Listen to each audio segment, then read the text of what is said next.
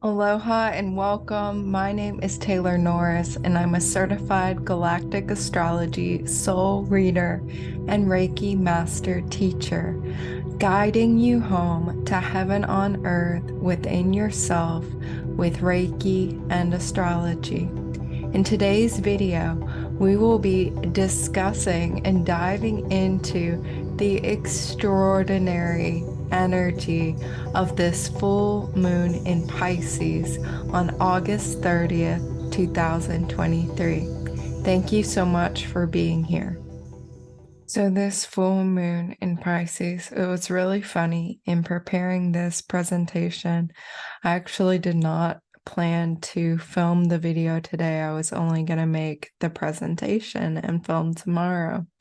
However, in investigating this full moon, it just took off all its clothes. It kept revealing itself to me, so many different layers upon layers of mystery and magic and messages and intuition that I'm here now. I was like, I need to get on camera now because it's such a rich lunation, and hopefully in this video that transmission energetically will flow through to you, and you will definitely be receiving it in your own awareness, in your own life, in the days leading up to this full moon, the exact moment of the full moon, and the window afterwards. So this full moon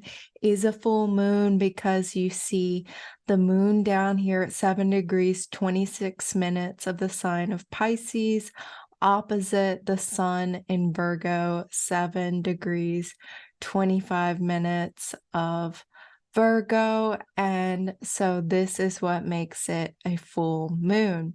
The moon down here in Pisces is conjunct planet Saturn. So that gives this full moon a Saturnian undertone, overtone layer of potentiality, of possibility, and of meaning. And as both Saturn and the moon are in Pisces, this full moon is ruled by the sign or the planet Neptune that's also in its sign Pisces. So this has a very strong Neptunian energy signature, this lunation. And that can have us feeling like, oh, I just want to tune out. Give me some alcohol, give me some heavy, dense food, give me a movie, give me sex, whatever. Let me go on a shopping spree, tuning out. Let me take a cup of ayahuasca, anything. This can really have this energy of, I just want to like melt into my couch and binge watch something. So know that, okay, that might be there, especially because Venus has been working so much with Jupiter, Venus, retrograde Venus working with Jupiter. That's like, I just want to feel good. Why can't I feel good? So this is there. However, the opportunity is actually to tune in, not to tune out, but to tune in. Tune into your meditations, your shavasana, your yoga nidra, whatever your spiritual practice is. Tune into your crystals, your dreams. Tune into the night sky, the beauty of the sunlight, the clouds, blades of grass, the flowers. I've really been enjoying just watching the ocean, watching bodies of water, watching nature. You can allow yourself to tune out into those areas, connecting with cosmic consciousness, connecting with the earth consciousness, and in doing so, expanding your auric field and taking in the light codes and the information and the downloads and the upgrades and the awakening and the ascension that's all available right now. So that's really where this opportunity is for us. And yeah, I'm seeing that really strongly, like the encouragement to really work with your dreams. And this can be as simple as at night. I'll give you an example what I've been doing. I've been sleeping with this crystal. This is blue apatite underneath my pillow at night. So if you have a favorite crystal, you might wish to do that. You don't necessarily need a crystal if you like crystals. I mean, you'll do it. So it's okay. But they're not necessary either. Just when you're going to sleep, I've been listening to Reiki meditations, invocations, turning them down to literally just 1 bar of volume where I can't even hear really what the words are, but the sound is on. And that's sending in subliminal messages and frequencies. You cannot, what I've been guided to do is not mute it off completely, but to leave it 1 bar on where it is coming in, because you do want those sound waves coming in. So I've been listening to that as I go to sleep as a way to just clean and clear and reset everything out and bring in that relaxation, good, deep, restful sleep energy. And also, as I fall asleep, I ask a question. I'm asking a question about whatever I want guidance on. It could be something general, like I would like a dream that's providing me higher guidance. It doesn't have to be about a specific life area or specific question. It could just be, I ask for a dream that provides me with higher guidance, something like that. And pay attention, pay attention to your dreams, write them down. Some nights I will wake up multiple times and write down my dreams throughout the night. Other nights it's like I can't really be bothered to write them down every time I wake up. And I'll just write down what I can remember in the morning. But this really is a very, very rich time to be working with your dreams. And you can get a lot of work done this way. This is deep subconscious, unconscious work. It can be, direct conscious contact with your guides. You could ask for messages from your guides, from your higher self, your future self, your most evolved self. And that is really what we're being asked to do here, because Neptune is the apex of this finger of God configuration that is involving, you see 2 yods. So you see you see a yod that is called the finger of God, and it's formed by this quincunx, this green dotted line from, this is Black Moon Lilith here at 26 degrees Leo, joining up with Neptune. And then we see another line here, green dotted line from the south node of the moon in Libra, quincunx to Neptune, and both Black Moon Lilith and the south node of the moon are joined in this 60-degree sextile aspect, which is of harmonious flowing energy. So they are working together. Black Moon is directly working with this south node in terms of what do we need to release and let go of, become aware of, that's festering in the deep unconscious. What is the collective and individual wounding we are working with? What is the shadow material, the shadow content as regarding Leo matters, identity, creative self-expression, even our romantic relationships, our relationships with our children, our relationships with our own inner child, our relationship to our inner dark feminine aspect that may not have been expressed fully or in a healthy way. There might be a lot of anger and heavy feelings here. And with this South Node in Libra too, it's asking us to look at our relationships, looking at how we relate to others. Where are we not in peace? Where are we not in harmony with ourselves? Where are we still people pleasing or fulfilling contracts and obligations that are no longer a vibrational match? That Black Moon Lilith and Leo is saying, you've moved beyond this, you've outgrown this, you can't keep showing up in this way. It's not healthy.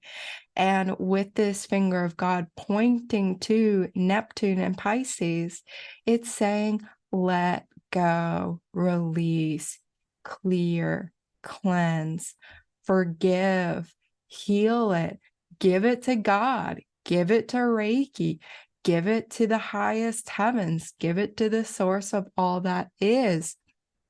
Really let it go. Let it return and transmute into pure consciousness once again. So these are not the only quincunxes at play here. You see other green dotted lines here from Mercury to Chiron and also Mars to Saturn. So we have several of these quincunx energies, and this is an aspect of an adjustment.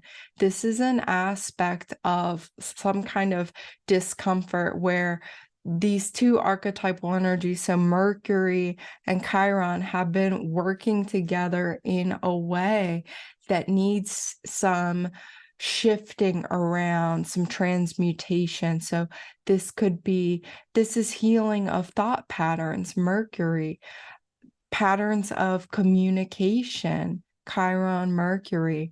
And with Mars and Saturn, this could be work habits.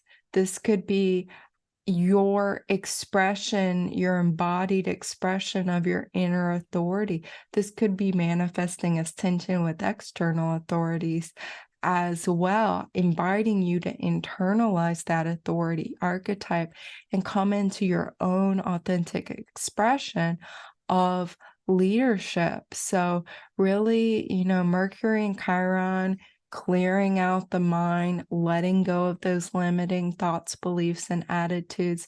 And, you'll have a couple different opportunities to do that because Mercury is retrograde and will come back over that degree point and form another quincunx with Chiron later on in its retrograde period. Which brings me to another point I wanted to make. Look at how many retrogrades we're working with here. That is another signature of this full moon. So just going around the chart in, a counterclockwise direction, we see Pluto is retrograde here, Saturn is retrograde, the moon does not go retrograde ever, so that's not retrograde. Neptune is also retrograde, Chiron is retrograde, Jupiter will be turning retrograde September 5th, the same time Venus goes direct. Uranus has just turned retrograde as well. Venus has been retrograde. Black Moon and the Sun are not. Mercury is retrograde. Mars, thank goodness, is not. So really, we're working with a lot of this retrograde energy. And what this means is from our perspective on Earth, the planets are not actually moving backwards, but as it appears from our perspective on Earth, looking into the sky, is that they are moving backwards. And so as opposed to the energy being forward moving and outward directing and like, let's go and let's do things and let's be in the world, it's more of this inward directed focus. It's also this polarity of, in a direct planet could be considered a more, mainstream or consensus expression of that energy, of that psycho-spiritual function, whereas the retrograde archetype is more one of this more individuated expression, asking you, hey, what does Saturn mean to you? What does Venus mean to you? What does Mercury mean to you? it's also an opportunity again to be resting and reflecting and going back over. And, you can be really productive with this Mercury retrograde in Virgo. Very, very productive, very detail oriented. So there really is a lot of benefit to these retrograde periods. It's like the ebb and flow of the tides in the oceans, the dark and the night. The waking hours and the sleeping hours, the in-breath and the out-breath. So you can think about it like that as well. These are not periods to be dreaded or anything like that. It's very much a natural part of life on Earth from our perspective as we relate to the stars. And it's only from a more consensus or mainstream perspective that we get the idea that we need to be going, doing, putting out, giving, showing up, being out in the world in a very bold way. What do you have to show for it, right? And that's not the case. Like, it's built into the cycles that there are these periods of come back in, recenter, rebalance, recalibrate, realign, and then go back out. It's very natural. So one of the messages here, let go, let flow into the ocean of cosmic consciousness within. And I have that demonstrated here a bit in these beautiful pictures I found. Images and art and creativity are very much highlighted this lunar cycle. And today, when I was in my Reiki meditation for myself, I really was feeling this call to go to the ocean, and that transmuted into this experience of the ocean present within me without me physically having to go there, really experiencing this ocean of cosmic consciousness, the sea of cosmic consciousness within myself. This particular lunation also reminds me of the ocean of holy love experience. So Reiki practitioners may know what I'm talking about there, Holy Fire Lineage Reiki practitioners. I believe I have recordings of the Ocean of Holy Love experience on this YouTube channel, so you may check out in the meditation playlist. You may be able to find that there to give it a go and have an experience. But it's a really beautiful, healing, spiritual location to visit for exactly this type of work that this moon is really asking us to do. So there is this grand trine in Earth that is formed between, it's not completely in Earth because it's involving Mars in Libra, the very beginning of Libra, trine Pluto retrograde in Capricorn, trine Uranus retrograde in Taurus. So it is an out of sign. It's mixing the earth energies of Pluto and Uranus with this Mars and Libra. So this can be a really balancing energy factor, this flow where the grounding with the earth can really help us come into greater balance. So ground in the tranquil balance of nature, contact that space of balanced, pure human nature within yourself, and that will also be helpful for the earth, because the earth is really reflecting to us our own state of imbalance. So the more we can bring ourselves into balance and harmony, share that and connect that with the earth, the more it really helps the earth express that inner harmony and balance that we feel in ourselves. It really does make this figure of 8 infinity symbol.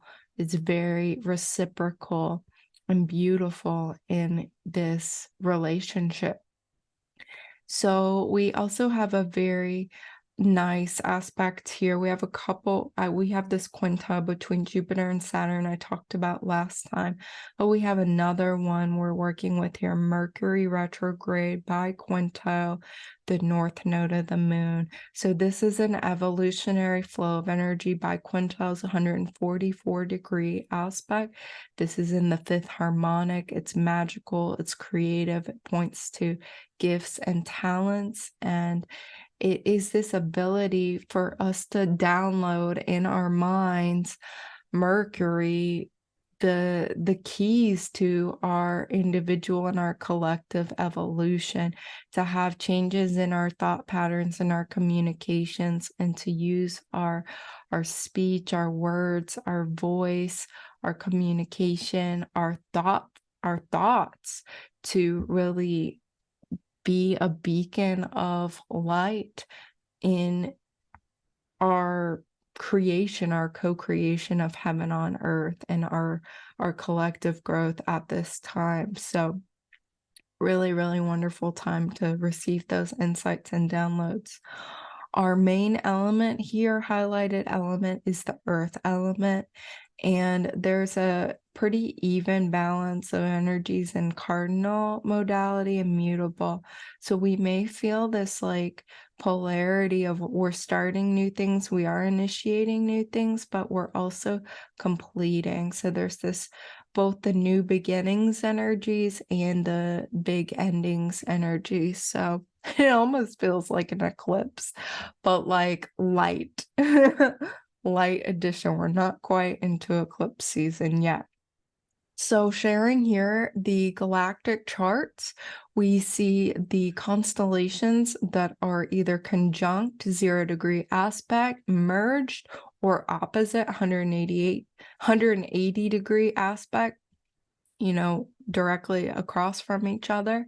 So we see the sun and the moon are interacting with Draco and Cygnus constellation. North node and south node are still in those alignments to Virgo and Boots that I talked about in the new moon in Leo video. Mercury, Venus, Mars, we have Mars and Libra conjunct. This is the supergalactic center. Jupiter and Taurus with an alignment to Andromeda. That's the same Almach star conjunct alignment that Jupiter's been in for a while now. Saturn and Pisces conjuncting Pisces, Uranus, and Cygnus. We'll go more into that in just a moment. Uranus and Taurus now has been opposite Hydra and Centaurus, but now it's making an aspect to Perseus constellation we'll get into. Pluto and Capricorn is still in an alignment with Canis Minor, which we talked about last video. Lilith in Leo is in a conjunct alignment with Alphard's star in Hydra, and Chiron in Aries is connecting with Cetus, which I didn't get into in this presentation. I may get into that in a future presentation. So here are, this page is showing the constellations. This page here is showing which particular stars, and then the orbs of influence as well. So you can take a note of that. This chart, both of these charts come from galacticastrochart.com, where you are able to make a chart for your own birthday or any event you would like to look at. You'll see a few of these stars, not all of these stars. We as certified practitioners have a few more of the stars and constellations in our calculator, but the public calculator has plenty of stars and constellations to get you started and get you curious.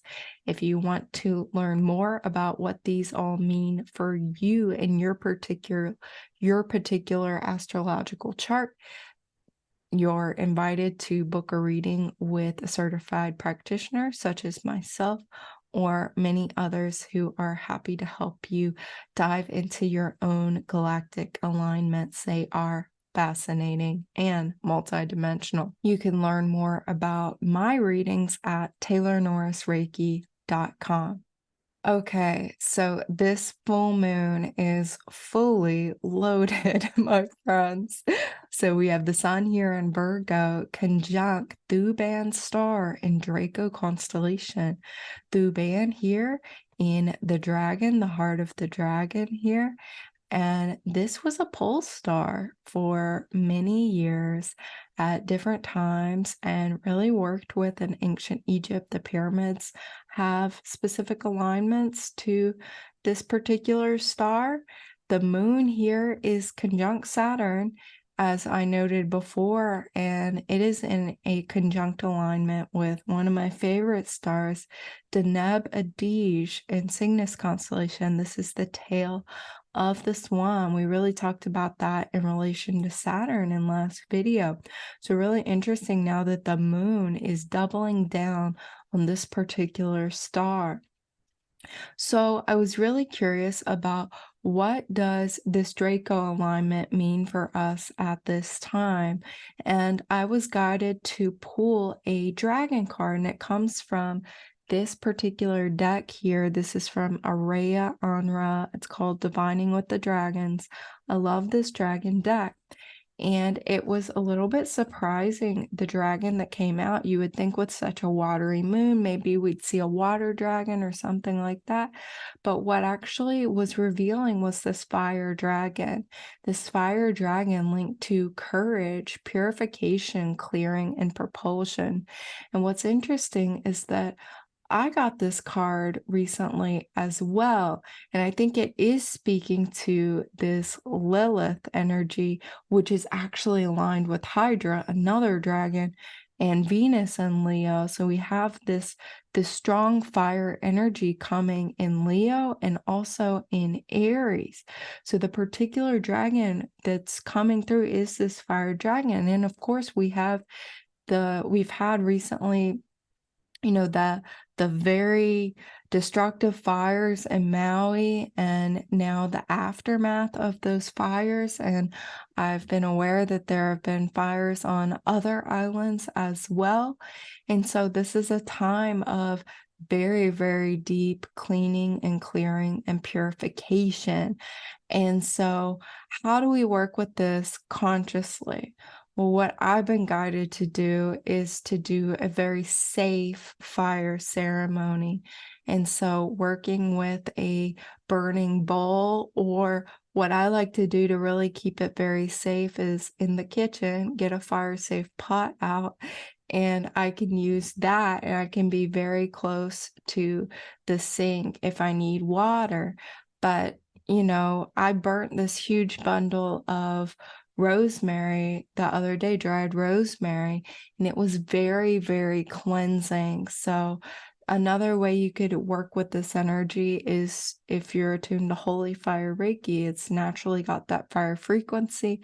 I will be releasing a Reiki journey, guided Reiki journey, that uses Holy Fire Reiki energy, and I use the Holy Fire Reiki in my Reiki sessions and my Reiki classes. So if you would like deeper one-on-one work, I am available for a Reiki session, either online live together, or I also offer those remote for those in very different time zones, which is very helpful.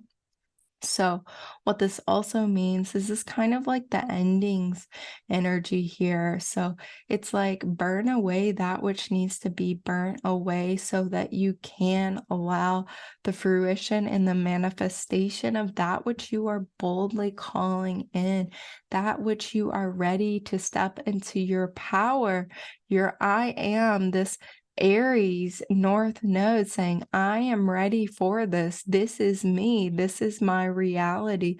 This is who I am. This is what I'm here for. And this is what I'm creating. So there is this sense of letting go and purifying so that that new dream and that vision has plenty of space to be there. The moon with Deneb Adige. Now, Deneb meaning the tail of the swan, and the tail of the swan being used as the navigation of the swan. Okay, so this is very interesting. Our intuition, our emotional body too, the moon. Saturn, our inner authority, is guiding us in the navigation of this new reality we are ready to step into in terms of our identities and then whatever we are creating out in the world. Deneb Adige is very visible in the summer sky right now because it's part of this summer triangle. So this, I've been looking at this often in the night sky.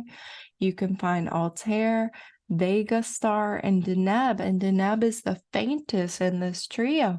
And what I've learned is it's because it's so far away, and we don't know exactly how far away it is, but it's very far away, which means in all likelihood, it's an exceptionally bright and powerful star, seeing as it's still very bright compared to the other stars. And we see it up here with these biggies here, Vega and Altair.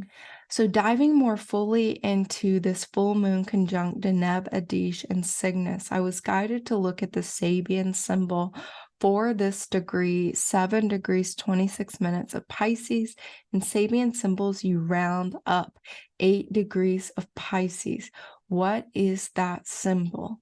It's a girl blowing a bugle. So this interpretation here comes from mindfire.ca. This is Dane Rudger, astrologer, philosopher, brilliant man. Dane Rudger's interpretation, and those are the interpretations I'm often guided to look at. I tend to resonate. They can be a bit highbrow and high-minded, and it's even like if you don't totally get it, it's kind of a fun thing to marinate and like not even need to fully get, but you'll get it on some level. So I'm just going to read this to you.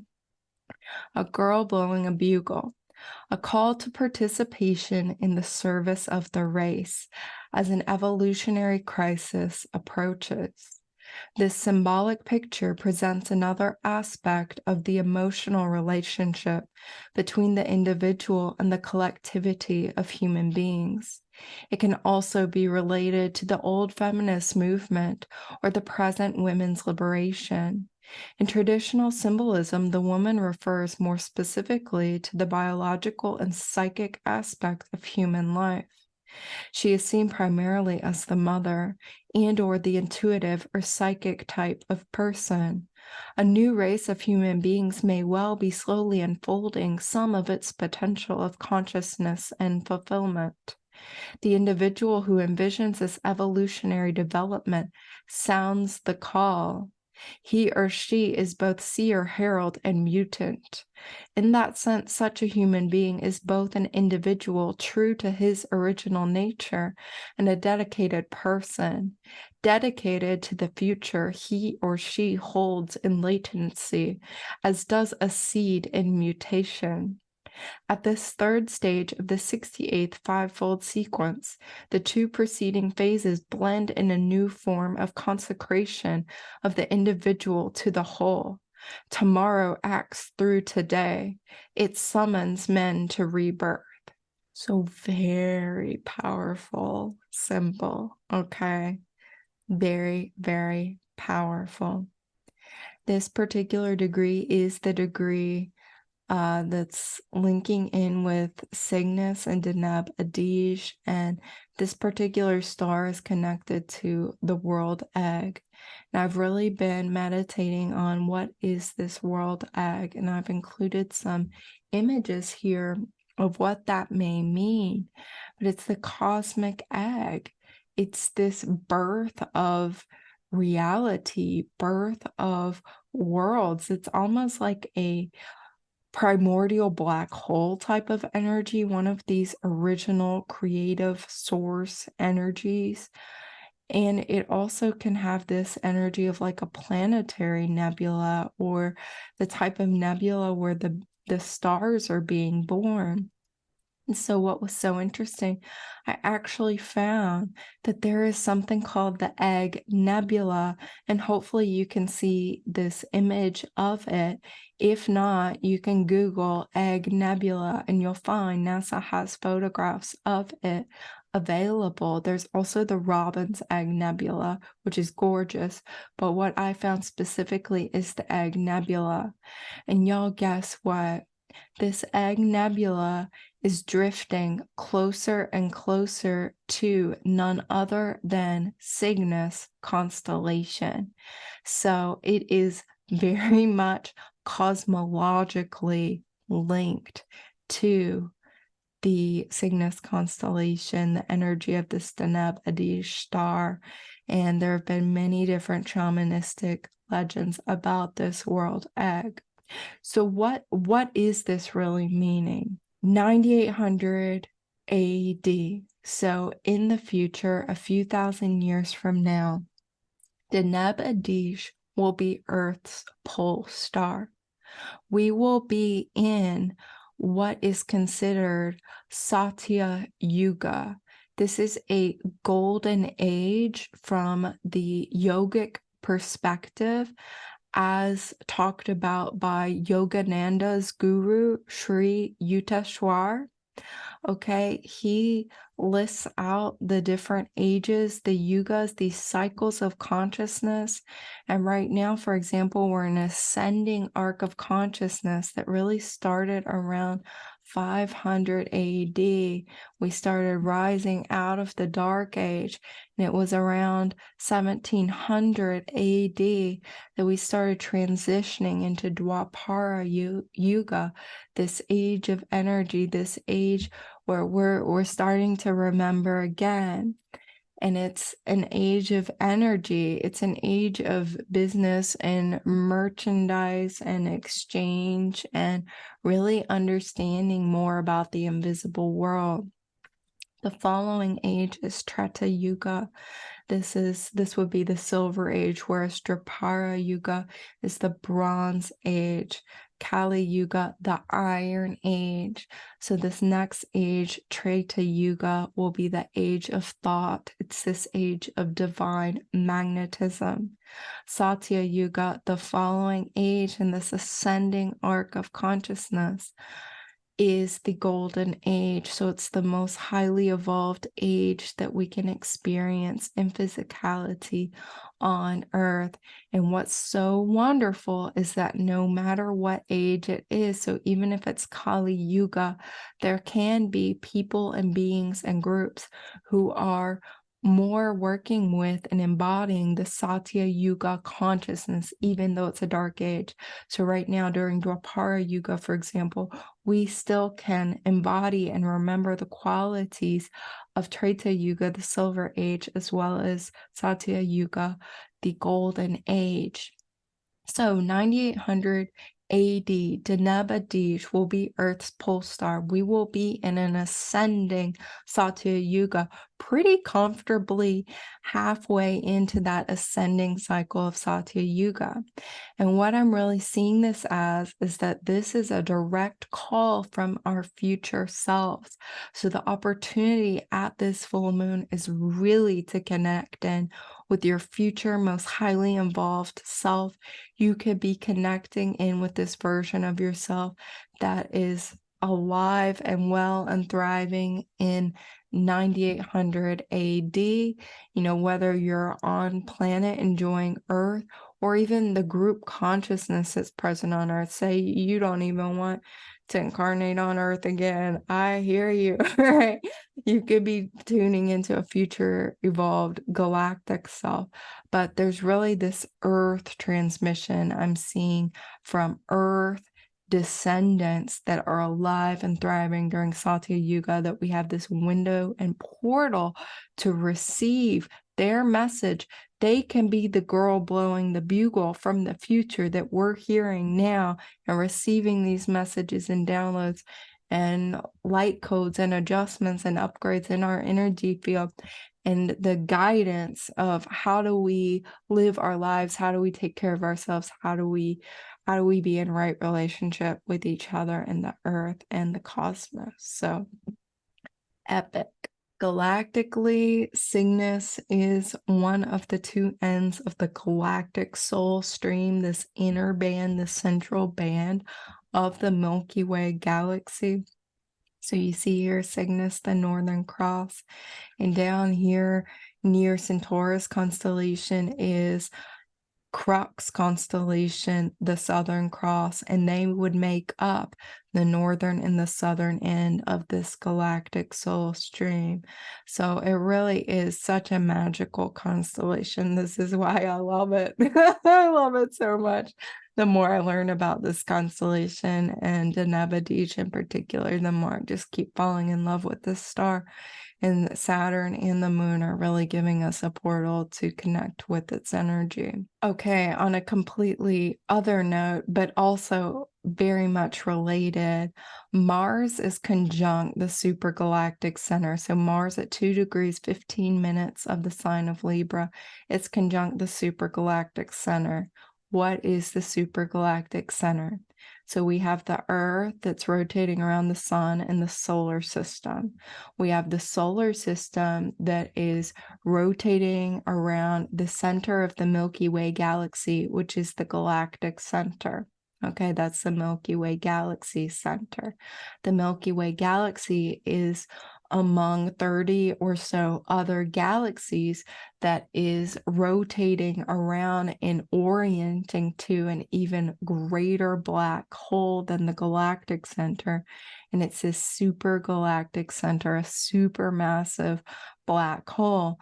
And what I've learned about black holes from the new physics, the unified physics, is not that they are just vacuum sucking everything in, agents of destruction.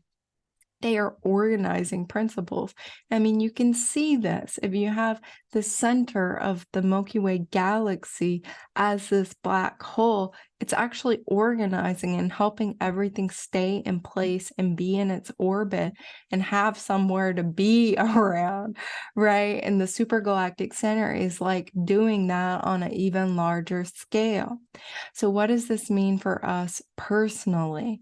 So we see that the supergalactic center is dealing with the polarity of Libra and Aries. So it has everything to do with this mastery of relationship with self, Aries, and others, Libra. Okay, being in right relationship. Very often, this is tied to a lot of ancestral healing, whether it's from your blood family or it's just all the humans who have been here and experienced different traumas and tragedies and dynamics and patterns that no longer serve. I mean, you can look around and see there is a lot of unhealed baggage that even if it's not your baggage, it needs to be healed and processed. So what is Mars wanting us to do here, interacting with the supergalactic center? Well, you may think with Mars and the glyph with Mars's sword, Mars, the warrior, god of war, that this would be a cord-cutting moment. And for those of you who are guided to have a cord-cutting moment, go for it. That is fine. What I am learning in my healing journey is that I can put my sword away this lifetime. And trust me, I love having my sword. I've been a samurai and a master warrior and still get invited to pick up the sword. Literally had a person want to train me in fencing not too long ago, got an offer, and I was like, look, the North Node's in Aries, but I'm not doing that this lifetime. I'm healing my cords. The only sword I'm working with is my wonderful chef's knife for chopping my fruits and vegetables.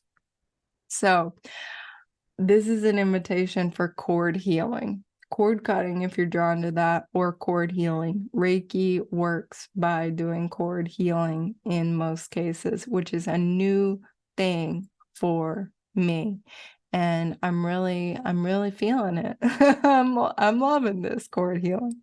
So we're needing to let go of old baggage in order to enter the next cosmic portal of awakening and ascension. If you see this Stargate vortex right here, you need to go through with basics, right? So, you yourself, that's it. No bags coming through. Don't bring your old heavy baggage and outdated beliefs and thought forms and worries and burdens and all of that garbage through into New Earth. This is an opportunity to let go of it. And rather than cutting, giving it to a higher power, intelligent, higher force that can heal it completely. And so this is what Reiki does, and it's really nice. It's like whatever is given is given to the light, and then it receives from the light and the divine intelligence of Reiki the healing, the counseling, the processing it needs, rather than myself or another practitioner actually having to heal and counsel and process whatever is being released from someone. So it's a different way to work. And so I'm really grateful to have that way to work with this energy. And I invite you to work with this energy however you feel guided to do so. So Saturn conjunct royal star Fomalhaut. We talked about Saturn in relationship to Deneb Adige in the last video, but you see in this alignment, it's actually closer in a tighter orb to Piscis Austrinus Fomalhaut right now. And I will say you can see Saturn in the sky. So the sun is setting and Saturn is rising, and it's gorgeous and it's bright. And I encourage you to find it in the sky if you are able to. So Piscis Austrinus, we see it here. Fomalhaut is the fish's mouth down here underneath the constellation Aquarius. And Aquarius here is letting loose the liquid, plasmic, cosmic, divine intelligence downloads of this gorgeous cosmic water here. And so Fomalhaut is one of the royal stars of Persia. It is the watcher of the south, linked to Archangel Gabriel, the element of fire, white and silver rays. So once again, we see kind of a clue why that fire dragon may be coming in. Fomalhaut is connected to fire. So we have a lot of this water energy, right, with all this Neptune and then even the waters of Aquarius, but we are having a lot of fire energy as well. So let's consciously work with that. What are some of the messages here? I went to the angel cards for some messages. I was really guided to the cards today for this particular full moon because it is a Pisces moon. It's like images, signs, and symbols and synchronicities are really the way to understand this. It's not a linear or straightforward way. It's a Pisces way. So I used two different decks. These are both from Stuart Pearce. One is Angels of Atlantis. One is the Angel Heart Sigils. Really love these decks. And the cards that came through looked very, very much on target. When they came out, I was just like, this is great. So we don't see Archangel Gabriel, which you might have expected with this particular star alignment. However, we see two other angels. We see Sandalphon, and with this offering and this embodiment of love, divine love. How beautiful is that? And this gorgeous rainbow light pouring down from this citrine orb. And we see Metatron's diamond orb here offering adoration. So what does this mean? Well, I really am seeing this as this opportunity to become and be and embody ourselves as human angels, experience ourselves and each other as human angels, to bring our dreams into form, to do the deep dream work and access higher and greater levels of love and trust and adoration and conscious contact with the divine in our bodies, internalized as our inner truth and our inner authority, expressing that in our lives and all aspects of ourselves. So the angels are definitely supporting us and really holding us in this frequency of unconditional love at this time, no matter how difficult some of these adjustments and realignments might be for us. We are held in love, and we are invited to adjust anything in our life that is blocking that flow of the Christ light within ourselves, blocking the flow of the enlightened life force energy within us at this time. So Uranus is still interacting opposite Beta Centauri Hadar in Centaurus constellation, but it's making an alignment now with Capulus star and Perseus. So this really caught my eye. And what's interesting is that this star, Capulus, is often linked to blindness and the eyes. And so Capulus is a nebula, actually. And you see it down here as this cluster of stars in this photo. And it was used as an eyesight test by the Roman army for the soldiers. And they knew if they could tell where Capulus was, they could discern the differences in these stars, and they had good eyesight, so they'd be good soldiers. So I also found out that this particular star is often linked to major meteorological phenomena. So this could be another signifier of Earth changes happening that are affecting a lot of people. And we're already in that. We've been in that phase with Uranus moving through the sign of Taurus. Uranus, the planet of disruptions and surprises and change, and you can't predict it at all because it's Uranus and awakening and moving through the sign of Taurus, which is linked to very much the earth. It's as physical as it gets in the zodiac. So this could be pointing to that. There might be some strange weather things going on. Not going to dwell on that too much, but what I have here in this paragraph is very interesting. This is coming from Bernadette Brady's Book of Stars, and she talks about how Capulus can manifest in ruthlessness and savagery, but other times it can indicate focused, clear action. So the invitation is for focused, clear action. So, needing to guard against rash anger and hasty action, for such actions would have far-reaching negative effects. Maturity hopefully teaches that by focusing yourself on the desired outcomes, you can obtain the best results. However, you could well struggle with the strength of this male sexual energy. So you see in the constellation here, it's Perseus. It's Perseus, the prince, the warrior prince. Okay, so he's the one who came. He was one of the heroes trained by Chiron, and he came to save Andromeda, who was the daughter of Queen Cassiopeia, who was chained to a rock. And sea monster Cetus was on his way to eat her, and Perseus also slays Medusa, the Gorgon, who had been wreaking some havoc as well. So this is linked to the male Kundalini energy, and this is a very powerful energy to be interacting with. This is as far as Uranus has come so far for us. Not just station retrograde, it's going to be backing off this degree. So this is kind of like a preview of the Uranus Capulus star energy, what this might mean, but it's gonna be easing off. But we'll be seeing a rise and a return of this Uranus highlighting this Capulus energy later on, when after Uranus completes its retrograde, stations direct, and moves forward again, and we'll go actually beyond the 23rd degree of Taurus. So you might feel a hint of this male Kundalini energy sparking within you. This may not be the case. It may be too soon, but there might be some kind of flash, Uranus giving some kind of insight here.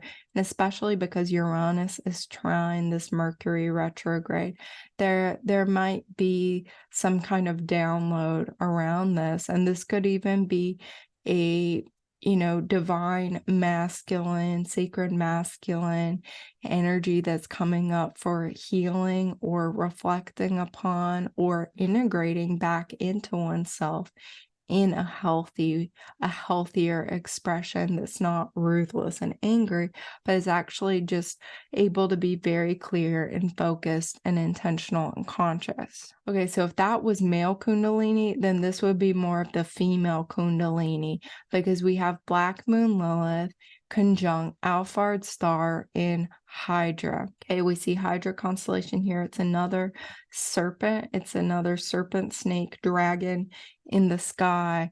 And so I was guided to pull some dragon cards about this and also reflect upon Bernadette Brady's interpretation of the Alphard star, which has kind of a bad reputation.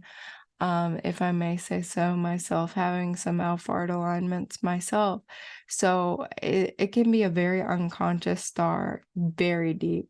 Kundalini, this is an opportunity here with Black Moon Lilith, especially to mine the unconscious, do that dream work. You could be having strong feelings coming up in the dream time.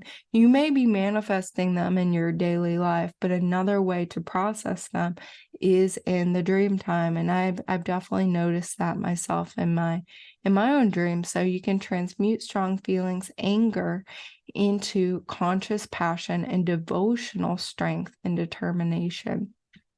So again, it's a type of alchemy. It's a type of, redirecting that energy, like the male Kundalini that could be ruthless or angry, into that concentrated, clear, and focused action. The unhealed feminine anger and rage can also be transmuted similarly into conscious passion that's devoted. It's devotional strength and determination in whatever cause or whatever passion, whatever authentic interest is calling you and guiding you. So I looked at a couple different dragon cards here. I only intended to pull one, but to get a deeper understanding of what does this mean with Alphard together with Hydra. And two cards came out, and it's pretty perfect, because often when you get the eye of the dragon, it's like which dragon's eye are we seeing? So the eye of the dragon is vulnerability, healing, testing, challenge. This is the dragon's eye upon you. This also reminds me of a Reiki energy that I channeled and I work with, that I call that calls itself the one consciousness, the eye of the one consciousness, that all of reality is really the one consciousness seeing and experiencing itself through multiple eyes. Okay, so there's nothing to hide and nothing to be afraid of. And this is really an expanded sense of awareness, looking at all your parts, seeing all that is, and seeing them through the eyes of love, the eyes of the Creator that does not judge, but can see all and love all. I think of Ram Dass. I am loving awareness. I am loving awareness. I am loving awareness. And this message is really echoed and compounded by the other card that came out, one of the gentlest dragons we could possibly draw, the Amethyst dragon. Soothe, calm, rejuvenation, elixir of life. And this does have a very Pisces and Mother Earth, water, healing energy to it. This is self-care. This is take a moment, take a beat, rest, reflect, make sure you're getting enough sleep, make sure you're eating enough food, make sure you're spending enough time in nature, make sure the food you're eating and the water you're drinking is nourishing and purifying and making you feel really good. Take some time to daydream and read a good book and curl up and cuddle with your puppy or your kitty or your kid or whatever. Really make time for the self-care and the self-nourishment right now, because you watching this, I know you're a light worker, I know you're someone with a higher consciousness, and we need you. I mean, girl calling the bugle, right? It's like we need you in top form. So do your due diligence and, use your own self-discipline to really take time to nurture yourself and make sure you are banking in your own bank, right? Investing in yourself, in what you truly authentically need, and doing so guilt-free. Okay, so really showing yourself, Venus retrograde in Leo, some self-love here. All right, so once again, we have all the different galactical alignments presented. These are the ones highlighted in the beautiful light of this full moon in Pisces. They are all available to be connected with, as well as the 88 full constellations and stars and galaxies and dimensions and universes beyond this one, especially because we have Mars conjunct supergalactic center. I mean, it is a portal, so anywhere, anytime is fair game this Pisces full moon. And Pisces full moon, expand your consciousness and go wherever you are feeling guided to go. You will have assistance to be there. So thank you so much for being here, soul family. If you're here and you're watching, I consider you soul family and really appreciate you. I'm grateful for your likes, your shares, your comments, your subscribes. If you would like a galactic astrology soul reading with me or a one-on-one Reiki session, please feel free to reach out, learn more about my offerings, taylornorrisreiki.com. I have Reiki classes and trainings available, as well as a free monthly new moon Reiki share that is growing more and more, inviting in, calling in more and more soul family members every single moon cycle. So I would love to see you there at the next one for the new moon in Virgo. Thank you so much. Aloha. Aho, amen, namaste, and so it is. Mahalo.